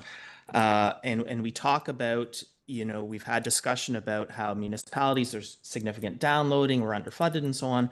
But in the 2 terms I've been here, and much of it has been completed this term, I think 2 fire halls, public works is almost done, the waste treatment plant, child daycare center, like we're well over $100 million in capital infrastructure focused on critical life safety projects. And we say it from time to time, but it doesn't always sink in for people, which is why I'm kind of repeating it here.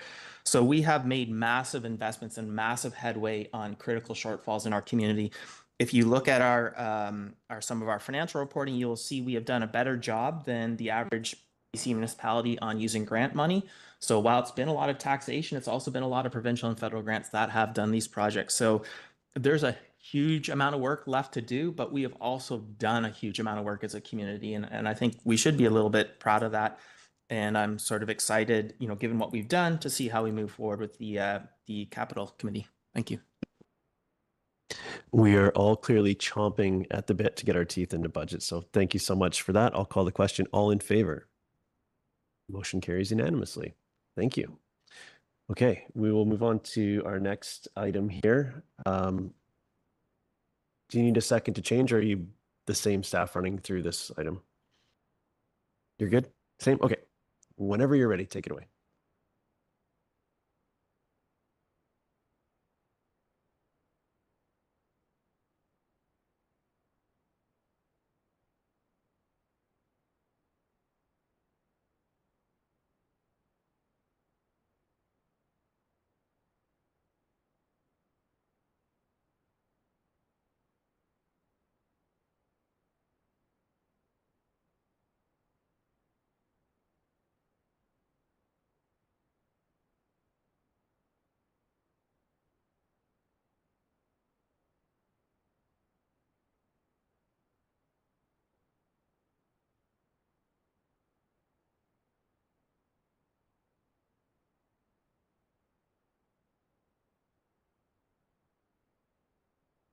Okay. All right. So for those joining virtually online, my name is Laura Turner, Director of Financial Planning and Reporting. My pronouns are she, her, and I can be addressed accordingly. I'm also joined by budget managers to help answer any specific questions that council may have. We'll now be presenting the 26 to 30 financial plan for the Squamish-Lillooet Regional District Aquatic Center and funding request. And I'll just highlight here that this is just the 5-year financial plan, as that's what's required from SLRD. But it is included within our 10-year district's plan.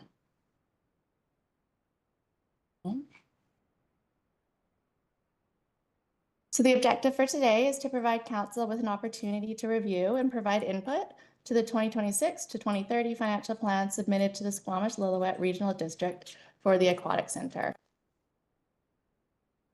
In terms of a bit of background, the Aquatic Center is owned by the SLRD, but operated by the District of Squamish. Each year, the district receives a request from SLRD to submit a funding requisition for operating and capital projects included in the financial plan for the Aquatic Center. The requisition is to be approved by council, resolution, and submitted to SLRD by October 31st. For 2026, the total funding request to cover operating expenses is just over 1.6 million and is calculated as operating expenses in the 2026 to 30 financial plan of 2.3 million, less revenues from other sources of 697,000, which includes user fees and program revenues. And the financial plan includes costs for staffing, utilities, insurance, advertising, as well as preventative maintenance expenses to prolong the life of the facility and its equipment. Also for 2026, the funding request for capital expenditures totals 546,000 for multiple projects, including change room upgrades, main pool pump replacement, pool deck air handling unit replacement, electrical service upgrades, mechanical and piping replacement, and pool deck upgrades. And I'll now turn it back to council for questions and feedback, noting again the recommendation for approval here. Thank you very much. Council questions? Councilor Pettingill. Yeah, just clarifying some details. So in terms of staffing, is that paid for by the SLRD as part of this requisition, or is staffing done independently of these other operating expenses? Through the chair. So staffing would be paid for through the district and then reimbursed through the requisition in terms of funding. Okay, and so when we talk about requisition and so on, really when you get your District of Squamish property tax, there's a line for school board, there's a line for regional district. Although we collect those on behalf of those organizations, that's not our money. We don't get it as a regional district, or sorry, as a municipality. So in the regional district line item, that's where Squamish residents would pay their part of the pool. If people live in Area D, they won't pay a District of Squamish tax bill, they'll pay an SLRD tax bill, and that's where they will pay their contribution to the pool. And so the money from Area D and District of Squamish goes to the SLRD, and then they pay us, to the District of Squamish, this requisition. And so these things are tied together. And so that's how the pool is funded. Is that correct? Thank you, through the chair. Every part of that was correct. Good job, Councilor Pettingill. And so one more piece. It is my understanding, and I'm sort of asking this because I think there's some ongoing conversations or desire for ongoing conversations maybe, but an idea is maybe that Area D residents arguably over contribute to the pool with an understanding that they are making use of other Squamish rec services. And so that's sort of how we've tried to approximate that sort of sharing of overall cost and usage. Is that a fair statement? Through the chair, I'm not sure that that is necessarily completely accurate. There's been conversations with council and the SLRD council as well on discussions on how to share those various facilities, and I'll just leave it there for now. Thank you for that. Councilor Stoner. Thank you, through the chair. A few clarifying questions. So on page 6 of our previous agenda, page 4 of the report to council, the present bank balance reads it's over $136 million, which I don't think is specifically for the pool. So I'm just wondering if you can clarify how much money we actually have for the pool or what that $136 million is. To the chair, good question. So as part of the requisition, the SLRD has requested a bank balance or a current bank balance just to ensure they do it for all entities that are submitting the requisition, just to ensure that they have sufficient reserves. And so that is our current bank balance. However, it's important to know that it is allocated. So it's part of working capital. So a portion of that would be allocated towards reserves, DCCs. It's also sort of the cash between revenues and expenses in our operating budget, which is about 75 million if you think of it that way. And it also covers other liabilities as well, so our payables, deferred revenues, and those types of items. We don't keep like a specific bank account for the pool. Through the chair, no, we don't. Okay. So another differentiation between the regional district, where they have absolutely accounts for every single little service area. My other question is around, so the 2-year capital plan suggests investing nearly $3 million into the facility. And well, I know we have committed to renovating Brennan Park. I'm just curious if staff can speak to whether that $3 million in investment will cover all the major systems of the pool, or do we expect to do more work in kind of years 3 to 5? And how long do we think that these investments are expected to extend the functional life of the pool? Thank you for the question. Through the chair, my name is Harmony Cornwell, Director of Facilities. The answer to the question is we are looking to replace main mechanical components, which each one has a useful life, according to ASHRAE, of 10 to 20 years, depending on the system.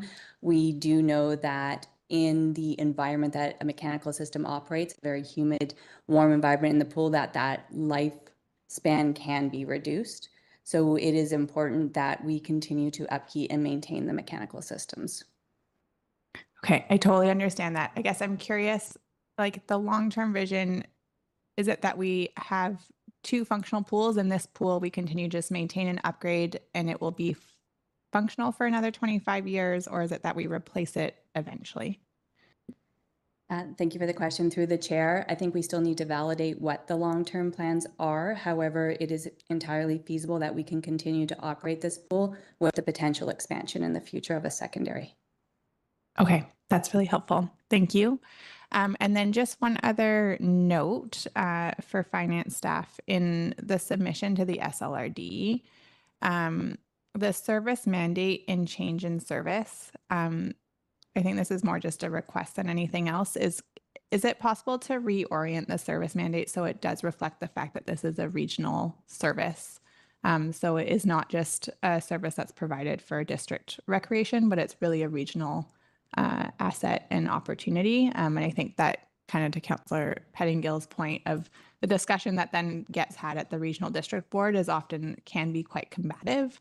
And I think part of that is like due diligence on us to make sure that we are really communicating the regional nature of the facilities that we operate and that our services are open to anybody. And that includes folks who live outside of the district of Squamish. Thanks. Thank you for that. Councillor Hamilton. Yeah, thanks very much. I guess maybe it's a theme for me, but looking at capital expenses. So when I look at the capital expenditure, we see planned expenditure for 2026 and 2027, but we don't see any planned expenditure for 28, 29, and 2030. Is that because we're expecting to not spend any on capital for 28 to 30, or is there, or have we just not sort of got there and we're dealing with 2 years? We're just managing 2 years for now. Thank you for the question. Through the chair. Being in the seat as long as I've had, I don't have the answer today, but something we can look into. I would hazard that we need to do the planning still, but I would anticipate there would be cost in those outward years. Great, thanks. I look forward to seeing that planning moving forward. I think that's the, obviously you all know that's the way we make a sustainable, financially sustainable community amenity. My next question is also about looking longer term through 26 to 2030. When I look at the operating expenses, I can see the personnel increasing in expected expenditure by roughly 3% per year, as may be expected. But the maintenance, office, utilities, insurance, and advertising, those stay flat across the next 5 years. They don't have any inflation expectation adjustment. Is there a reason for that?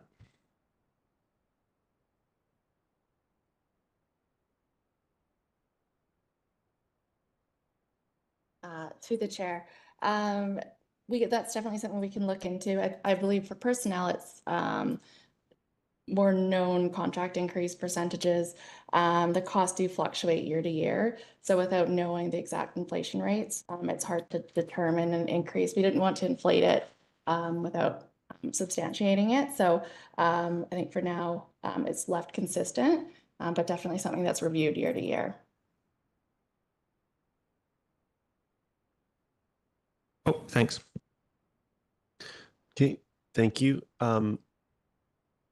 Other questions, Councillor? Just to remind, we are working towards considering this recommendation here or an alternative. If there's no further questions, is there someone that would like to move the recommendation? Or are there? Yeah, go ahead. I'm happy to move the recommendation with an update to the service mandate and change in service description. Just before we entertain that, just that piece, could staff speak to is that something that was preset in some other process, or is that something that we can change by way of motion of this council? Through the chair, that's definitely something we can update through motion. Yeah, I can make a change in the template. Okay. Yeah. Thank you for the pause. So, Councillor Stoner, would you like to, or do you have a question prior to a motion? Yeah, go ahead. So the flat value of the maintenance, office, utilities, insurance, and advertising, if we approve this right now, you would not be able to make that accommodation for this year. Is that correct? Through the chair, so you'd like to increase that? Is that what you're asking? Or how it's approved today is what would be submitted to SLRD? Yeah. Right. So we know that in our asset planning, we account for inflation, right? There must be ways we do that. And I'd like to understand what would be the best process forward if council felt it appropriate to account for inflation in the operating expenses moving forward for the next 5 years. What would be the best way for us to give that direction to you today?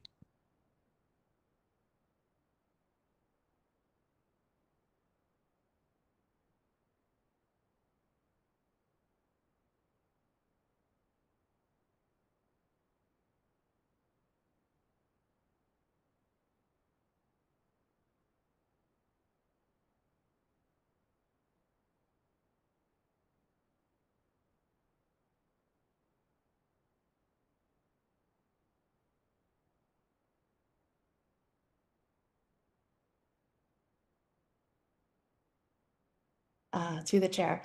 So we could, through a motion, through recommendation, make an update to the submission to SLRD with a recommendation saying increasing annually by 3% for operating expenses. And we can make those changes on our end and submit it by October 31st still today. Yeah. Do you have a follow-up question? Yep, go ahead. Yeah, does it like... Just a second. Yep. I had Ms. Boxford want to speak as well, and perhaps it addresses your piece. So go ahead. Thank you for the question to the chair. Just prior to council consideration on this, the requisition is submitted annually. It's not part of something that impacts our financial planning in terms of our overall operating plan. This is their requisition. So just so council is aware that this would require us to resubmit the requisition as approved, but the impacts to the SLRD would be very, very minimal.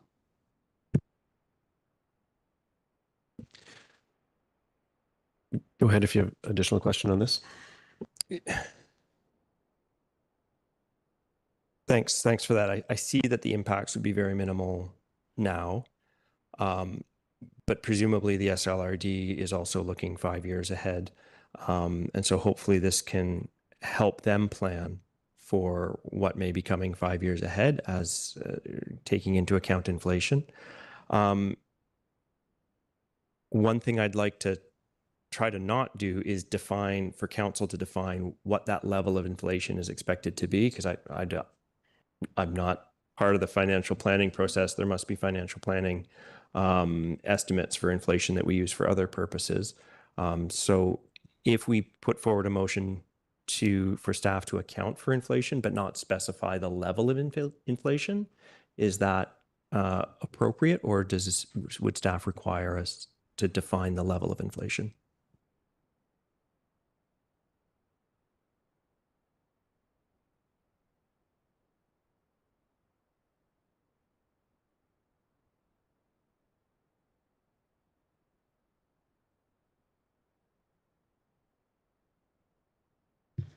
Thank you for the question. Given that this is a council approval and without a specific number, to be in line with how our bylaw process typically works, this would have to come back for the October 7th with the new numbers. And that can happen prior to the October 31st submission to the SLRD. Okay, I'm gonna go back to Councillor Stoner as she signaled that she was ready to make a motion, and then we can figure out how we can package all this together for consideration. Councillor Hamilton. Thanks very much. So like to move that council request that staff bring the 2026 to 2020 to 2030 local service area budget request for the Squamish Aquatic Center back to the next possible council meeting with the following adjustments. And I'll give just one adjustment here. Inflation adjusted numbers for 27 to 2030. And I'll leave it to my council colleagues to for inflation adjustment operating expenses for 2027 to 2030. Is that clear? I will look for a seconder. Councillor Pettingill seconds. Would you like to speak to it? I think hold on one second. Yes, go ahead. Sorry for the interruption. Just wanted to confirm you only adding one bullet point, or you're thinking of adding more? I am currently only adding one bullet point. I'll leave it to my council colleagues if they wish to make another one. So if the motion amendment. is seconded, then we will have to amend the motion. The motion is seconded, and I have the then- amendment piece in my mind. Okay. Thank you awesome. very much. Go ahead. Would you like to speak to it? I think I've spoken to the motion. I think it's reasonable for us to get into the habit of projecting for inflation because we know what happens. And if we take our eye off that ball, then we get ourselves behind in our capital planning and infrastructure planning. Any other comments on this? Go ahead, Councillor Stoner. I'd like to propose an amendment to add a second bullet point, which would read as well to update the service mandate to reflect the regional nature of the service. I'll second that. Would you like to speak to the amendment? I think the amendment is fairly self-explanatory, but I do think it's important that we continue to reflect the regional nature of this asset for our community, both within Squamish and outside of the boundaries of Squamish. Thank you very much for that. Any other comments on this amendment? Councillor Pettingill? Yeah, I think it's an important clarification, especially as we've had all these discussions about the rinks and digging into how other communities pay for rec, and sometimes it's regional districts, sometimes it's municipality, sometimes it's one sharing agreement or another. And so I think starting to wrap our heads around this and how we can find efficiencies of scale, maybe as a regional district, and just being very clear about how we are paying for these things, I think is useful. Thank you. Thank you. Speaking in support of the motion, I think it is important that we provide as much clarity as possible. I'd say broadly, but particularly on this issue, as this doesn't just pertain to work we're doing in this room, but to the folks at SLRD as well. So happy to support. With that, I'll call the question. All in favor? Motion carries unanimously. So now we're on to the main motion as amended. Further comments, Councillor Stoner? Yeah, just briefly, I will support the motion on the floor. I suspect that this is a fairly small amount of work for staff. And we will say that we like to lead by example, and hopefully will help support the regional district's efforts to try and do longer term planning and get them to start to wrap their heads around a 5-year financial plan. It is a little bit more complicated in the way that regional districts budget. And so to staff's point, it will probably maybe not even be noticed, but I think it is good practice from our end. So happy to support the motion. Thank you. Councillor French. Thanks, Mayor Herford. I too will be supporting, and one of my reasons for supporting is that this just reflects reality. $8,000 a year in advertising for the next 5 years, I think is probably not very realistic. It just takes one incident at a swimming pool to understand that that advertising budget can be very quickly blown. So adding a little bit to it each year based on inflation is smart, as is the case with the office figure, which is locked in at $83,000 every year for the next bunch of years. So just the pure reality of this, I think, makes it super supportable for me. Thank you. Any other comments on this? Just speaking in support of the motion, I think the broadly, this is a very reasonable ask and reflects the needs of the facility.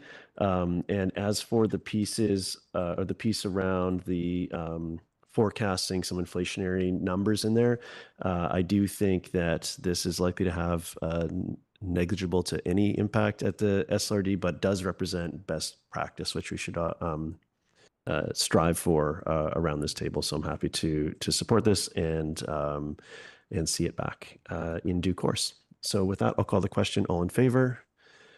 Motion carries unanimously. Thank you. Yeah, go ahead, Councillor Stoner. Thank you, the chair. If you'll indulge me, Councillor French's comments reminded me of a question that I forgot to ask, which was, do we have reserves for the pool? And if so, who holds them? And this comes from the question of, like, when something unanticipated happens, like it did this past year, how do those costs get accounted for? And are they sent back up to the regional district, or is it something that the district just covers out of our own budget?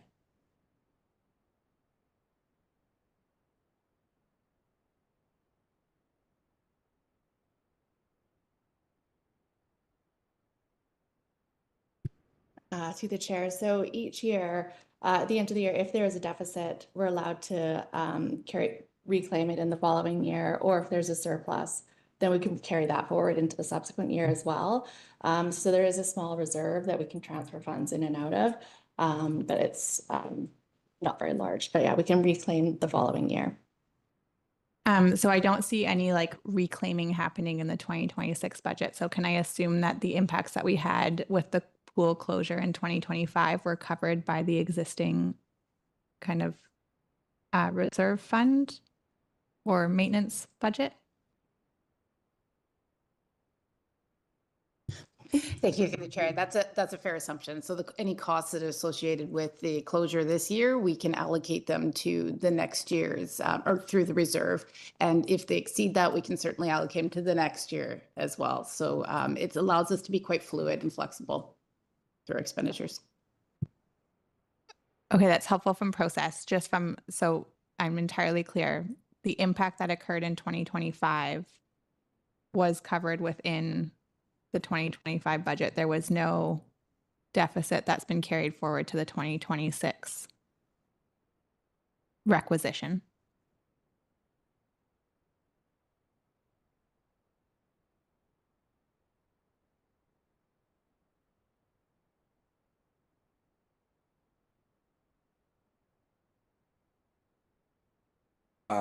Through the chair, 2025 is not yet complete. So we can't speak to whether or not it's been fully covered. We do know the cost of the pool closure, and it was I can't even say that. It was generally offset by not employing staff and whatnot. So we did review that. So we don't anticipate, but we haven't gone through the full fiscal year yet. So we can't comment on that fully yet. So just, I can see your mind working on this, Councillor Stoner. So just to make sure that we all have this point clear, there will be we should expect to have like a lag time between being able to catch up if needed, just given the way that everyone's budgeting process falls and fiscal year ends. So if there is a catch up to do from the result of 2025, that would happen at around this, be accounted for around this table in 12 months from today, roughly, as we contemplate the next requisition. Is that how the process works? And I don't know if I'm moving perhaps back out of recreation to finance question. I just want to make sure that we all grasp this. I think it's important. Yeah, thank you, through the chair. I think it's probably important to just understand a bit of the process. So fundamentally, yes, that is correct. There's a separate and distinct cost center where all allocations go through for the pool. So we're still in the 2025 year, and any expenses get allocated to that area. If there's aboves and beyond and belows, then that can be allocated to the following year. We're currently in that year. There will be savings, but there also will be cost. So the net will follow up in the next year if there's not a surplus left or a savings left. Hopefully that's helpful. Did that get us there? Go ahead, Councillor Stone. That gets me a lot closer. Thank you for that clarification. I guess in this requisition, I don't see like a reconciliation for 2024. And so at what point do we, either at this table or at the regional district table, have visibility into where that reconciliation is happening for that particular cost center? Thank you, through the chair. It's because there has not been a need to do the reconciliation in terms of there hasn't been a carry forward required. Okay, thank you. That was a worthwhile follow-up discussion on that matter. So with that, I think we're done this topic. We provided the motion, so I'll be looking for a motion to close. I will move to close. Second by Councillor Stoner. All in favor? Motion carries. Thank you. Council, we've scheduled a 30-minute break at this time, and I think it's important that we protect that 30 minutes. So we're going to take a 30-minute break, and we'll be back at 10 after. Thank you. In the close.